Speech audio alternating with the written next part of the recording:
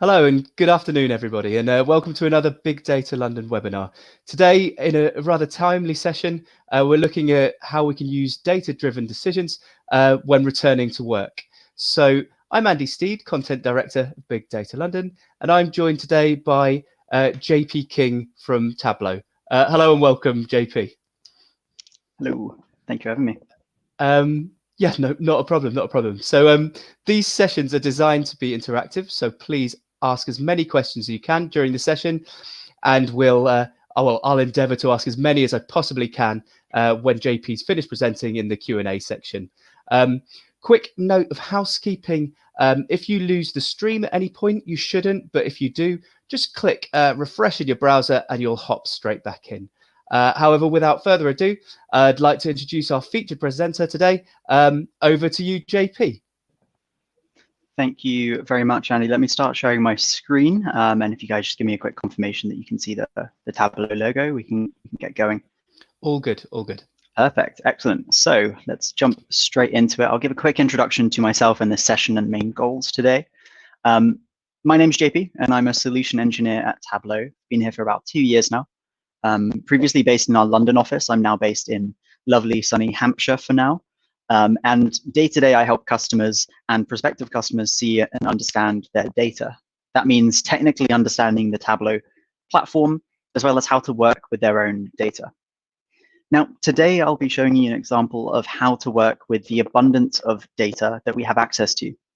I'll be using a mixture of dummy corporate data and real publicly available data, with the goal of creating a central source of truth for making these important back-to-work decisions. No matter what your organization does, employee safety is the most important factor that we could possibly consider, and that will be the same for years to come. I'll be speaking from the point of view of a business operations analyst, looking to make the most informed decision possible regarding which employees to prioritize sending back to the office. And often this requires working with a lot of different data sources. So without further ado, I'll jump into Tableau. And what I'll do is I'll talk you through each of the data sources as and when we encounter them. So for the sake of the demonstration today, I'm going to be working with a mixture of Excel data and a few web data connectors datasets as well.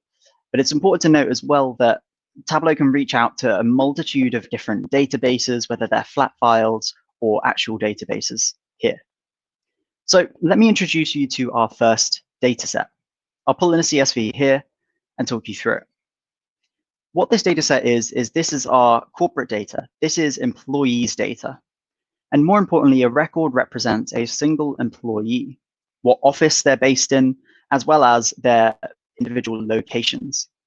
And this includes their postcodes. So this is a good way of understanding where our employees are based around the United Kingdom. Jumping into a sheet, let's have a look at different offices to start with. Now, these offices will allow me to understand which particular branches to open up first. And I'll do a simple distinct count of employee ID out here and do a quick sort. Now, what we can immediately see is that we have one office called Goldbanks that is actually the most populated office. It has the highest capacity by a good 100 or so. And then we've got a few down here as well that we may consider. Now, the initial gut reaction here is to, of course, open the Goldbanks office. It has 100 more employees. And if we think about what's going to have the most immediate and largest impact on the company, opening that office will probably be it, right? But nowadays, realistically, a decision like that is a huge leap. And we need to make sure that we have different data sources and as much information surrounding that decision as possible. It's not as simple as just the number of employees. And throughout this demonstration, I want to actually talk you through how we can supplement this simple bar chart to make a really, really informed decision. So this is our offices by numbers. Now, throughout this demo as well, I'll be building out different types of visualizations, where each sheet represents a particular question that I may have. And really what I'd like to do at the end of this is have a piece of content that an end user, no matter how technical or non-technical they are, can understand these data sources that I'll be pulling together. So I mentioned that this is our employee dataset, i.e., where are these individuals based? Now, I'll use these latitudes and longitudes to quickly map my employee locations. Now, what's actually jumped out to me here is that we've got some dirty data, and that's normal. It's probably just that a particular department or an individual has put in a postcode incorrectly. But I can quickly deal with that just by excluding this null value here. Now we can see these circles on the map. I'll size them slightly differently just so we can see the clusters. And this is exactly where I want to start this analysis. Where are our people? And viewing it like this allows me to see the tight clusters in particular areas. I can see here that we've got a tight cluster of employees to the south of London. I know that this is commuting towns such as Reading, as well as in the Midlands, Birmingham, for example, and also quite a few employees in Bristol. So we can begin to understand which regions of the country have more or less of our employees. Now, the goal here is to understand which employees live in high case areas, or which areas are safest to travel through. And we'll keep on building this data set as we go through. Now, actually what I want to do here is I'm going to be doing some more advanced mapping features in Tableau. And I'm going to quickly do a spatial calculation just by creating a simple calculated field. In this case, I'm using makePoint. Now, makePoint will essentially take all of these points and make them spatial objects. Now, my long-term goal here is to be able to actually do some spatial joins and have a look at which individuals fall within a particular region. So in this case, this is my employee points. Now, I'll clear this canvas and just show you what that looks like. Really, it looks exactly the same. We've got our circles on the map here, but the main difference here is that these are now spatial objects. And I'll keep this like this for now. So these are my employee locations. Nice straightforward mapping here. These are my employee locations. Now we can begin to kind of guess where these employees are based, but really I want to contextualize this by looking at where our offices are. So I'll return back to my data source, and I've got my offices data source here as well. So what I'll do is a quick join on these offices. Now what I've got here is the ability to just tell Tableau what I want that join clause to be. In this case, I want to just tell Tableau, hey, office ID is office ID. And we've got these two tables related. So now let me come back to this employees visualization. What I'll do, just for the sake of this, is duplicate it, just so I've got a backup. And in the left-hand side, you can now see that I've got my two tables that I've related together here, with the offices being the one that I want to look at. Now, each of our offices across the UK also has the postcode and the respective lat and long for where it is. So what I'm going to do is do the same makePoint calculation that I did with the employees. In this case, this is now going to be called office points. And I'll do a makePoint with my UK latitude and my UK longitude. Calculation is valid, so I'll just hit OK. And you can see that I've now got a new dimension saved in the left-hand side here called office points. So now what I'd like to do is maybe map these employees in relation to their offices. I'll do a dual axis map here, putting them side by side so that I can actually, instead of having employees on my right map, I'll put offices on there. And I'll break that down by each office name. Now, just to make this really clear and obvious, I'll size the offices larger because I want them to really draw attention. And I'll actually use shapes here to signify that this is an office. So I've now got a large orange star that represents each of my offices. And instead of having them side by side, I'll do a quick dual axis. Now we can begin to step away from speculation, i.e. where are our employees traveling to. And we can look at particular stars here. So our Gold Bank's office, for example, is the most popular office, the highest capacity. And we can see that that cluster of employees down to the south in commuting towns most likely travel up to Gold Banks, right? Hence why it's the most the highest population office. Whereas if we look in the Bristol area, we've got 3 or 4 different offices in this area where it looks like employees don't travel too far to get to the office. I mean, Bristol's a slightly smaller town. I'm going to imagine that these people actually live in the city centre. Now, why this kind of analysis is important? Because from an organization point of view, I want to understand which employees are maybe traveling across postcode boundaries or county lines. Who needs to take public transport in order to get to the office?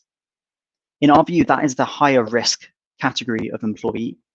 So just my gut reaction here is that looking at the Bristol branches, these individuals could probably walk into work. So for their safety, opening the East Face office may be a better starting point.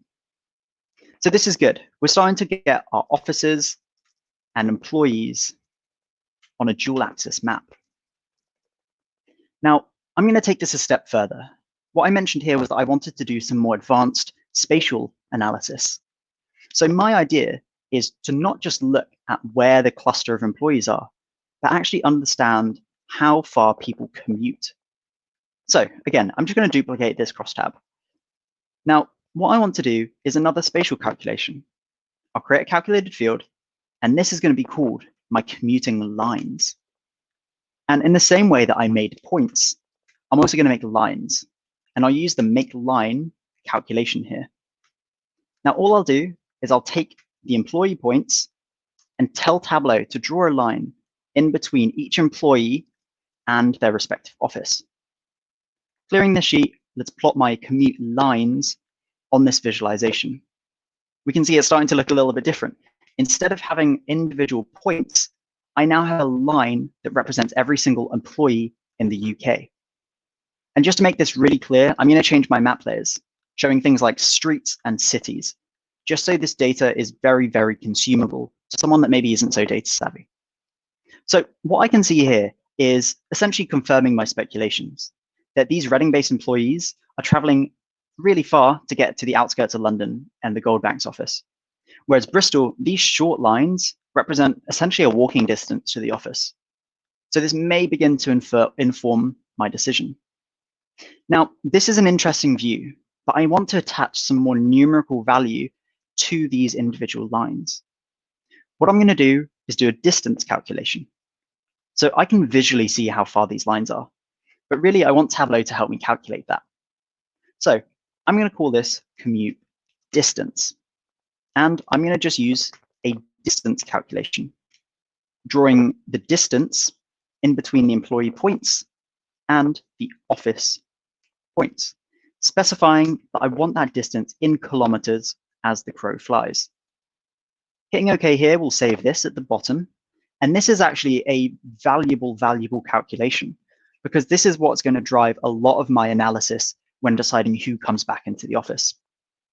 Now I'll just pull the commuting distance onto color here and change the color scheme so it becomes very obvious what we're showing. Orange-blue diverging is a really nice colorblind friendly palette. And orange here shows that there's a long commuting distance. So these Midland offices, for example, have a large commute time. And as expected, that London branch has super high commute times, whereas Bristol's looking healthy with these dark blues. But this means that I can actually look at the average commuting distance for each of these employees. So this is already a really powerful visualization, and it's going to serve as the backbone for a lot of my analysis. Remember that office by numbers bar chart that I showed you? And I mentioned that there's a lot more data that needs to be encoded here to make a certain decision. I'm going to use that commute distance calculation in order to color the bars. So I'll pull commute distance onto color and use my average. And I'll change it so it's the same color scheme that we previously looked at before. The main goal here is that just we keep colors consistent so everyone knows that orange means high distance. Now I've used that calculation on these branches, and we're getting a very different story here. And to be honest, to make it even more clear, I could put them side by side, have a multi-dimensional view. Now what we're looking at here is a different story. The Gold Bank's office has very high commute distances, whereas these 3 or even 4 offices, such as West Oak, Smithstone, and Garden Street, have relatively low commute distances, borderline walking distance, right? So this is really beneficial. And it's actually informed that initial gut reaction that I had when looking at the simpler bar chart. To keep this bar chart nice and sleek, I'm going to keep it as a colored bar chart. So I've got 2 measures encoded on this bar chart. So we're already beginning to shape a decision here that these 3 offices may be the ones that we prioritize for employee safety. Now, let me introduce to you another data set. Now, the reality today is that not every employee is going to be going back to the office. Considering how well we've pivoted as an organization to remote working, there's a very real possibility that particular departments or massive chunks of these departments won't need to return to the office. Now, in order to make that informed decision, I have my job role table. Now, what this looks at, and I'll join it into employees here, is different job names by offices. I'll do a quick join on here, where each job name represents that, and I've got my different office IDs as well. So now for every employee, I also have their respective department and their staffing type, i.e., are they already remote workers? Are they flexible workers? Or are they usually full-time in the office? Now we've got this third table here, which is going to supplement this analysis even further. Now, what I want to do is look at it maybe in a scatter plot. I want to look at a very granular view of each of our employees. So I'll start by looking at the employee ID. And what I'm going to have Tableau do is actually help me with the Show Me tab. This Show Me tab here is going to show you all the different ways that we can visualize data given our selections. So I definitely want to look at employee ID. I definitely want to look at commuting distance. Remember, this is the backbone. And just for the sake of this argument, I want to look at salary, just so I can identify maybe our leadership team and how far they sit away from their respective offices. You can see Tableau here is recommending a scatter plot, so I'll quickly select that here. Now I can keep on building on top of this scatter plot, maybe changing it to circles with smaller dots, and maybe changing the color scheme. But we can begin to see our individuals that have really high commute rates, right? And maybe some outliers as well from a nice granular scatter plot like this. As I mentioned, we now have departmental information from this table. So what I'm going to do is actually slice up this scatter plot by departments. And again, just exclude any nulls where they don't actually apply here. Now we're looking at a very different view. That scatter plot's being contextualized by different departments. Now, this is really interesting because I know, for example, that the IT team has done really well with remote working. From an architecture point of view, we've pivoted really, really well, and the infrastructure is basically there. So that's interesting because a load of these people actually remote work, or sorry, commute a long time to get into the office. So depending on what the rest of the data says, I may actually make the rest of the IT team remote workers. Whereas there are individuals such as the business development representatives that I want to come back into the office sooner rather than later, right? They maybe don't work so well from home. Now, I also have staffing type. As I mentioned, staffing type is going to show me whether these people are already remote workers and whether they are equipped for that type of pivot. So I'll pull staffing type onto color here. Now what we have are each of our dots colored by what their different staffing types are. Remote workers and flexible workers are really interesting to me. So remote workers, I can see that lots of the IT team, in light of COVID, have already been made remote workers. And actually, that's a lot of the high commuting individuals. So that's starting to confirm my thought that we could make the IT team remote. Looking at the business development representatives as well, we're looking at a few of them that are already remote with some flexible people as well. So to be honest, these people have reasonably low commute times in relation to the IT team. So I think I may stick with the idea that business development teams actually still need to come into the office. Either way, we've now got our employee ID information blended together with different job roles and also taking into account that geographical analysis that we did previously. So in this case, let's just call this our employee deep dive. Now, the idea here is that I really want to give this information to someone else that has maybe more power to make these decisions, or even just approach it from a different angle. So we've now done a lot of corporate analysis. Where are our offices? Where are our individuals? Let's start to pull in some real data on COVID. Now, for the sake of the demo here, I'm also going to pull in a CSV, although it's worth noting that this could actually be pulled via a web data connector in Tableau. Now, this is directly from the Gov website. So I'm just going to tell Tableau that LTLA, lower tier local authority, is equal to the area code for these data sets. Now, this is pulled straight from the .gov website. And what I'm also going to do is pull in a secondary file to help Tableau map the individual local authorities. So I'm going to do a physical join on this. Now, again, I actually took a shape file from the ONS website. This is publicly available. And if I pull this shape file into the view here, I can do a join on each of these area codes. Now, what this spatial file does is this provides the outlines and the boundaries for each of these local authorities. Remember how I've been doing some spatial work previously? This is just building on top of that. So what this is going to do is actually give me all the polygons for the different areas. Let's return back to our analysis. Now we can see our fourth table in here. What we can see is we obviously have all the information, and we have the geometry information too.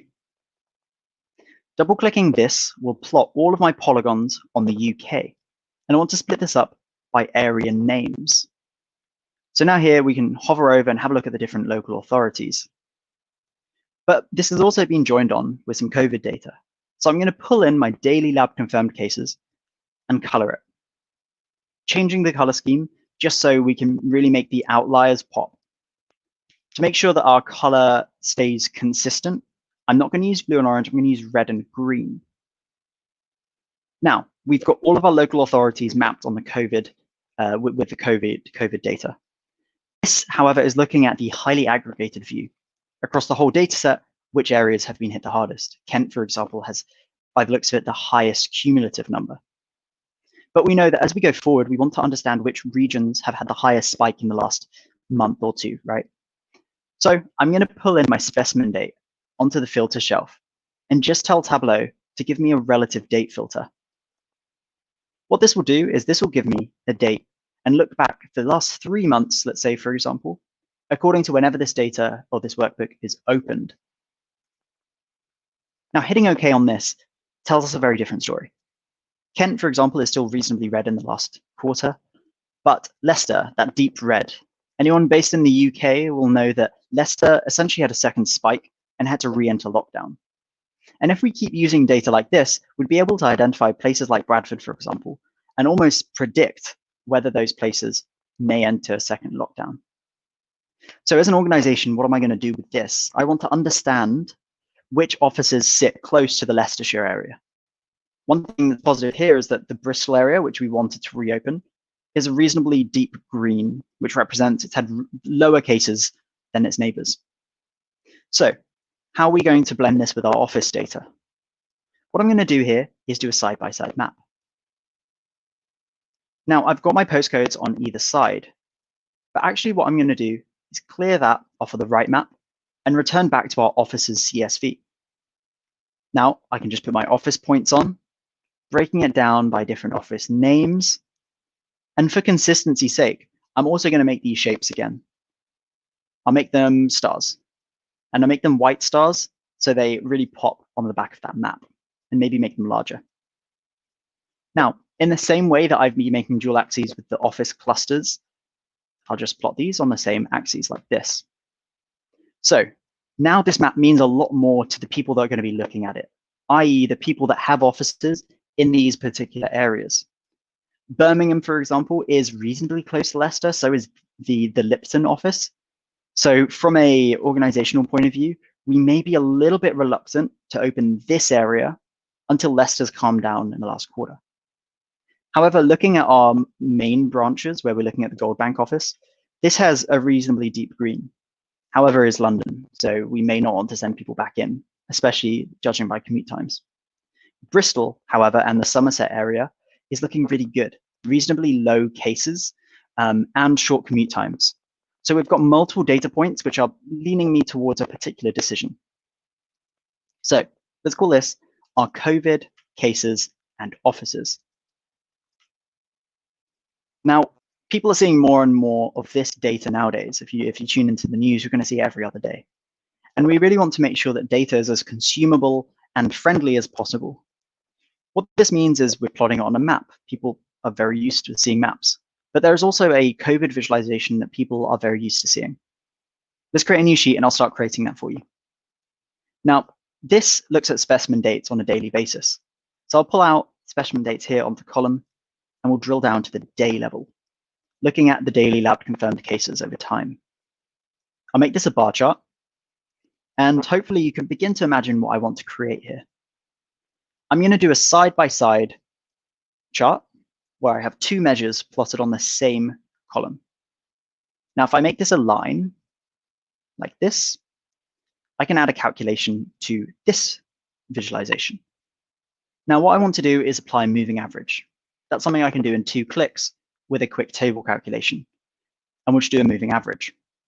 And in a 3rd click, I'll just specify to Tableau how I would like it calculated, telling it that I want the previous and next 3 values. Now we've got that smooth moving average line that we're used to seeing. And in the same way that I've been doing dual axes with maps, I'll do the same with this worksheet.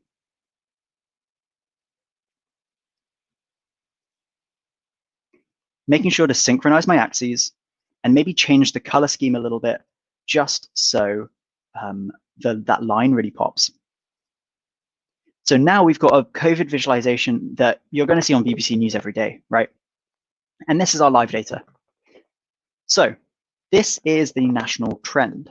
However, in the same way that I wanted to plot offices on the different authorities, I want to make sure that this is as relevant as possible to our people that are looking at this. So I'll quickly show the area name filter and allow it so that anyone can type in a particular region, such as Bristol. And now that visualization is going to change. So anyone that is responsible for the Bristol office will know just to type that in and have a look at that data contextualized. So this is my COVID national trends. National trends with an optional filter there as well if people want. Now, I want to introduce to you one final data set, and this is a really interesting one that's slightly lesser known. So I'll return back to the data source and talk you through what this is. This is the mobility data set, and it's available actually on a global level, but also drills down to particular UK regions. This data set was provided, and I think it's being temporarily provided by Google. And what this does is this looks at how much people have moved in the last X months. And that's measured as a percentage change against a baseline. You can see these negative numbers here. 0 represents absolute and complete normality, people going about their 9 to 5 and going shopping as usual, with a negative change, as you can see in these columns here. What's amazing about this data set is that it even breaks it down into different industries. So as an organization, I probably want to look at maybe the retail industry and workplaces to understand which organizations and areas have more footfall. So I'll pull this mobility data set out, relating it into my COVID data. Just telling Tableau again, the area name is actually region name for these 2 tables. Now, let's create one final sheet. You can see here that we've actually got 5 tables now. We've really built out this data model over time. And I want to just look at it on a daily basis. Now, for our argument, we want to look at our workplace percentage change, and we'll look at the average of this. Now, I think this data set is fascinating because it really confirms what lots of us are able to naturally tell by just leaving the house, right, or seeing someone's Instagram feed. How are people moving around? You can see here that this dramatic drop represents when the UK went into lockdown, and you can see the gradual increase back towards normality. These spikes are more than likely the weekend, where even during lockdown, people would still go out on Saturdays, right? Even if it's just to a park rather than a pub. But we're beginning to see some interesting trends here. As I mentioned, this actually breaks it down into the individual UK regions, which means I can tell Tableau to give me a line for every single region. Now, this is initially going to look messy because we're looking at 200 lines or something on this visualization. So what I really want to do, in the same way that I've been filtering down previous visualizations, is actually do a quick calc just to show me regions that are relevant to me. So I'll create a calculated field, and this calculation is called has employees because I want it to be a true or false. Now, all I'm going to do is look at my count distinct of employee ID, and I'll just say, is it greater than 0? It's a true or false. It either is or is not. Now, just to show you what this calc is doing, I can drop it on to color. And now I'll tell Tableau to color my lines based on whether this particular region has employees or not. Now we've got nice orange lines for any region that is important to us. And what I may want to do here, just to keep it extra clean, is keep only those true values. So now what I'll be looking at is a much simpler line chart that looks at only 12 lines. And this actually allows me to identify particular hot pockets that have either high or low mobility. For example, if I want to look at these bottom lines here, we can see areas such as Wakefield that are remaining constantly the lowest ranking region when it comes to mobility. Whereas if we want to look at these weekend spikes, we can see that locations such as Birmingham are constantly the most mobile of regions. So this actually may pivot my understanding on Birmingham a little bit. They're short commute times, but actually on average, the workplace is more mobile than other areas. So again, we've got another thing that we need to weigh out before making that decision to open the Birmingham branch. Now, I'm just going to remove this from color, and rather than looking at every single region, I want to look at it in a different way.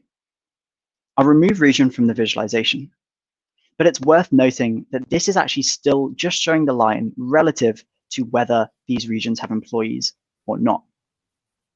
What I want to do instead is understand foot traffic over weekdays or weekends.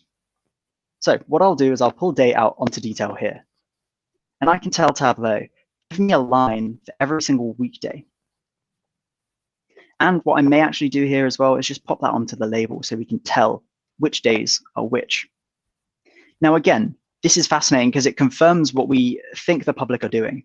We can see here that these two lines, the weekends, have remained pretty high over time, and they're only just continuing to increase, with Sundays being close to 8% from baseline mobility.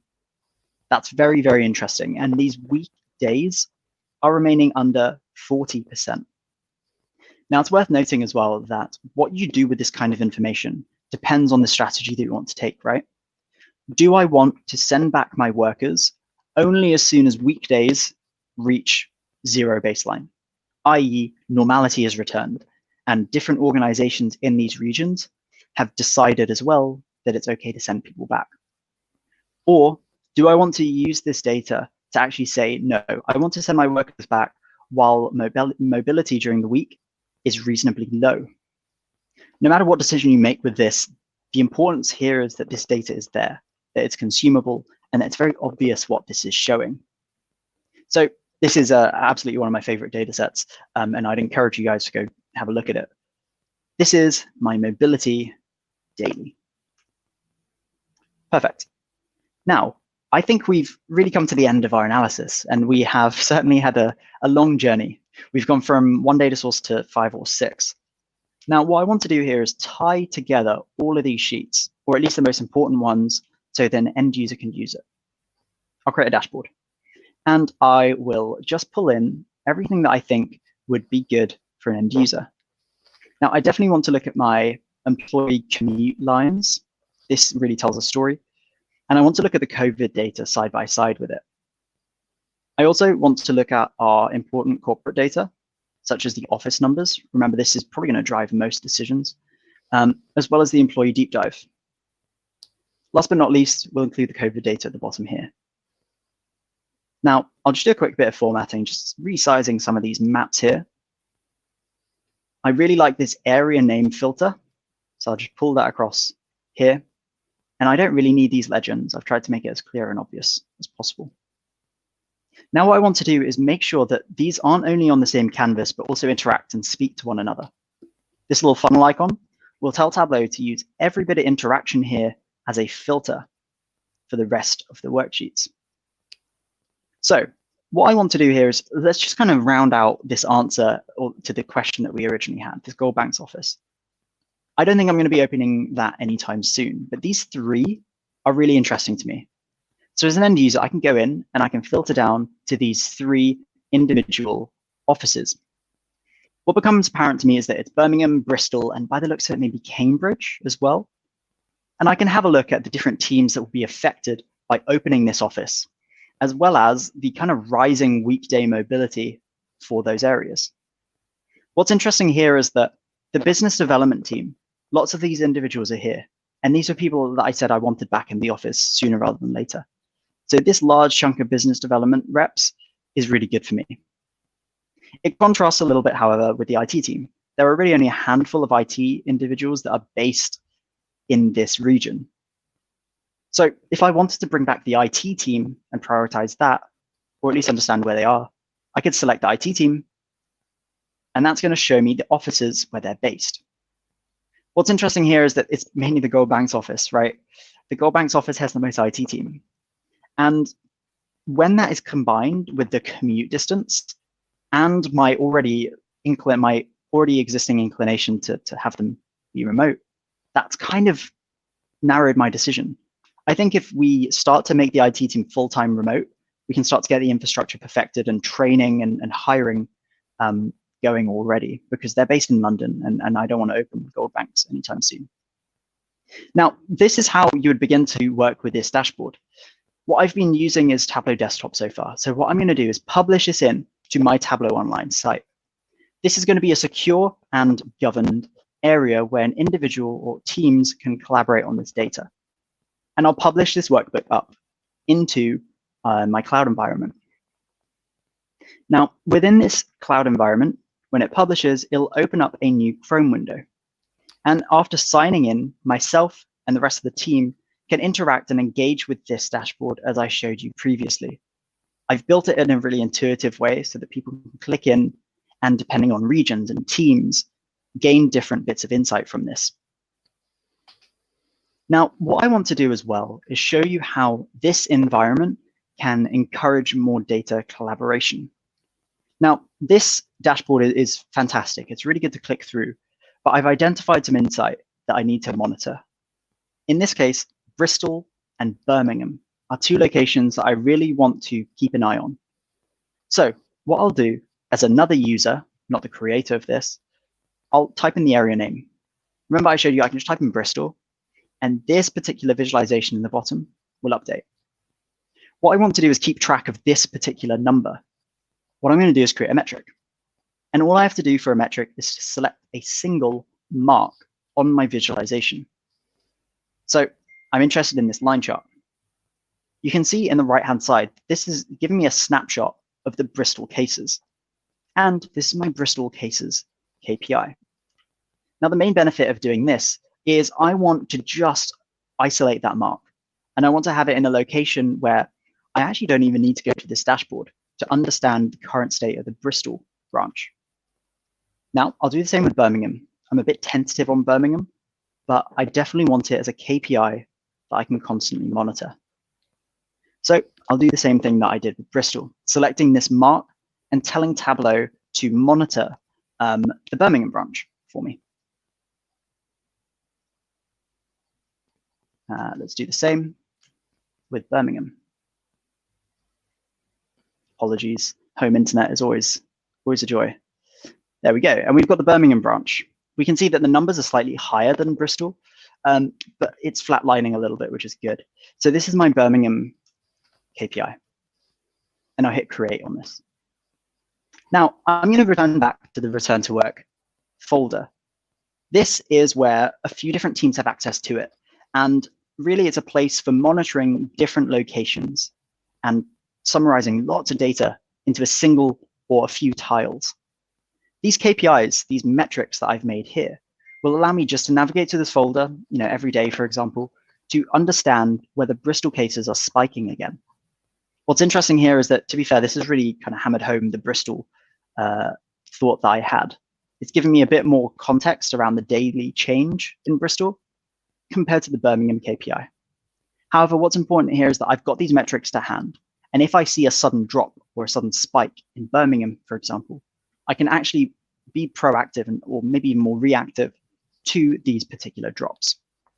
So I've created not just dashboards, but KPIs for people that aren't too technical, or maybe even C-level people that want to have this on their phones and just monitor and make a snap decision on a particular mark. So with that, I'm just going to go back into our slides and just talk you through a quick summary of what we recapped, of what we did, before passing back to Andy to take some questions. Now, in the last 30 minutes, we've gone from a single table to a data source that actually combines 5 to 6 different tables. It relates corporate data about the people that we need to keep safe with the official data provided by the government itself. today there's really so much data at our fingertips. And using the power of Tableau's relationships, metrics, advanced mapping that I've showed you, and intuitive drag and drop analytics, I can quickly make sense of all of these different data sources. And more importantly, use this insight to inform some of the most important decisions that we'll be making for years to come. Here are some links to the data sets that I worked with today, so that you can begin to incorporate this into your own organizational analysis. For more reference material, please look in the attachment section of this window. There you'll find links to our cinema tour, where we do some stuff with IMDb data, as well as get a link to how to get a free 14-day trial of Tableau, so you can begin building some of this stuff out yourself. With that, I'd like to thank you very much for joining me in this presentation. Hopefully it was useful. And I'll pass back over to Andy just to take some of your questions from the chat. Thanks, JP. Yeah, so I'm going to go with the first question, just an observation, really, to see if it's something that you've observed during the last few months. Do you think that everybody's break from work and the sort of COVID crisis, etc., has kind of sped people up with data driven? I mean, are people? Do you think people are becoming more data driven as a result of going through this, if you like?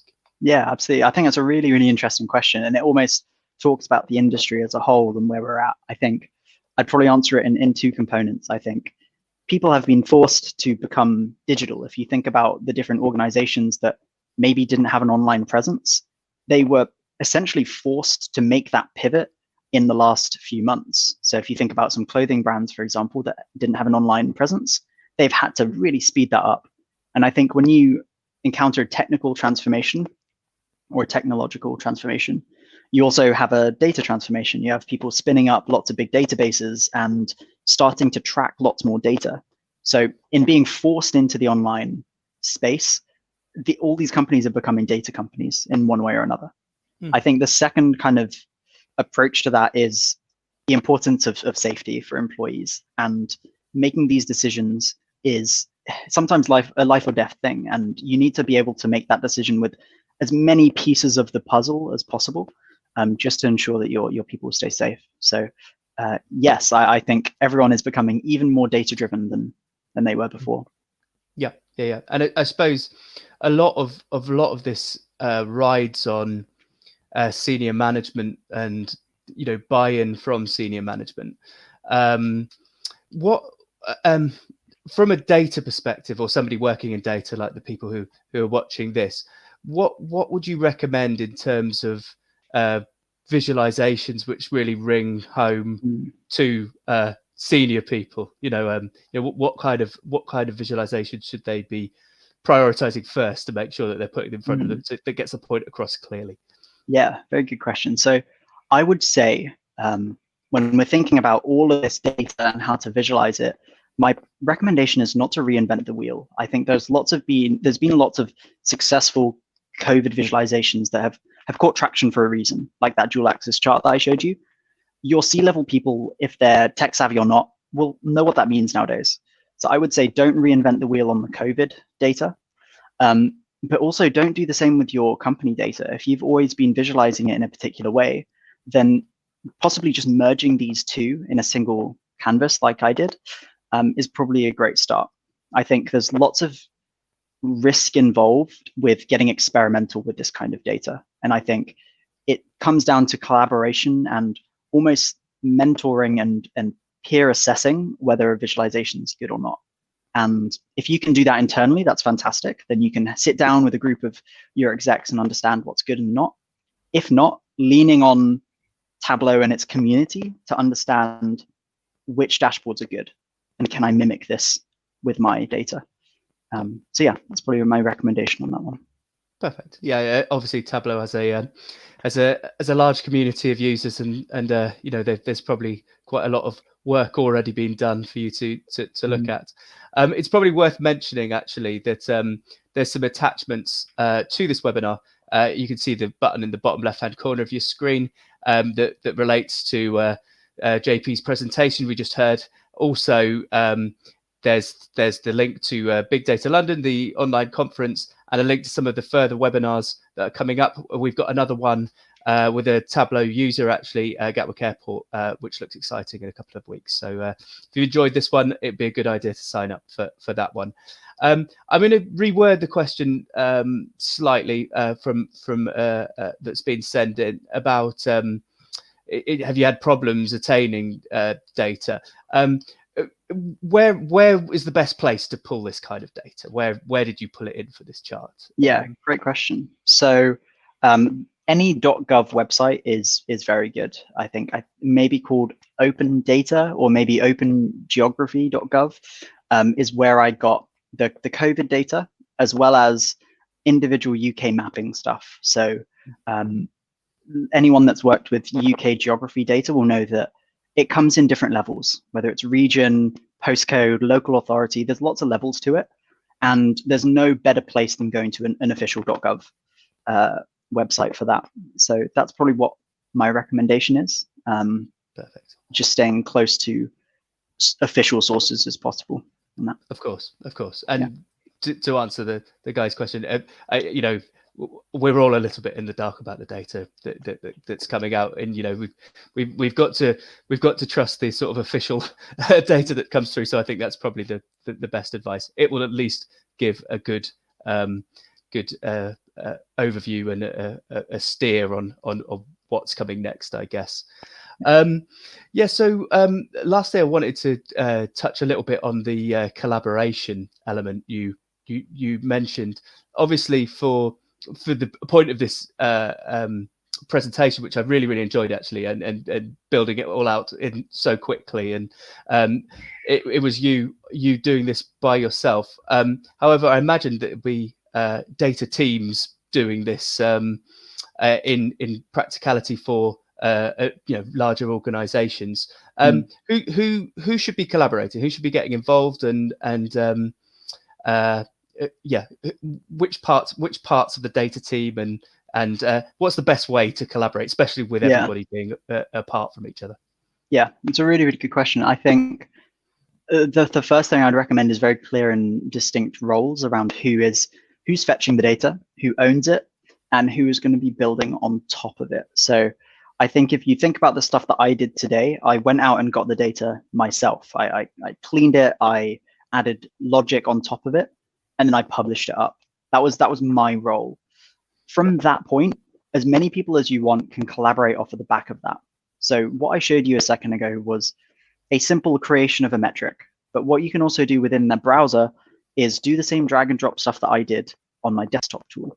So what I would say is that you will have a team of trusted individuals who understand data structure, how to join these data sets and clean them and make them as consumable as possible. But then you'll also have an end team that will just drag and drop, just go from there, not needing to know anything about the data model under there. So essentially, after I published that up, that data model as a whole then became available in the server itself. So as an end user, I could just click on that and start my analysis with my 5 tables, not needing to know anything. So I think really the goal of Tableau is to get as many people as possible collaborating on it in a very structured and secured way. I own the data, I own the logic and the calculations, and I'm essentially giving an end user a painting palette where I've selected the colors and mixed them myself, and then you can make whatever you want with it. But yeah, I think clear ownership of roles and knowing your technical ability is where you decide what level they come in. Perfect. Well, yeah, another thing that's worth mentioning just before we go. Obviously, we've covered a lot here, and a lot of it's been in quite large detail. So I imagine there'll be lots of you who'll be wanting to go over bits that have happened in the demo. This session will be available. This session will be available on demand almost instantly after we clock off in a moment. So do feel free to go straight back in and rewind bits and sit through bits that you want to go over again. Also, yeah, don't forget to have a look at some of the links that are in the bottom left. So I'd just like to say a big thank you to JP. I really enjoyed that session. Nice. It is something that's very timely and very close to everybody's hearts at the moment. And with that, I think it's time to say goodbye. So thanks very much, JP. And we'll see you again at the next one. So thanks very much. Bye-bye. Thanks, everyone. Bye.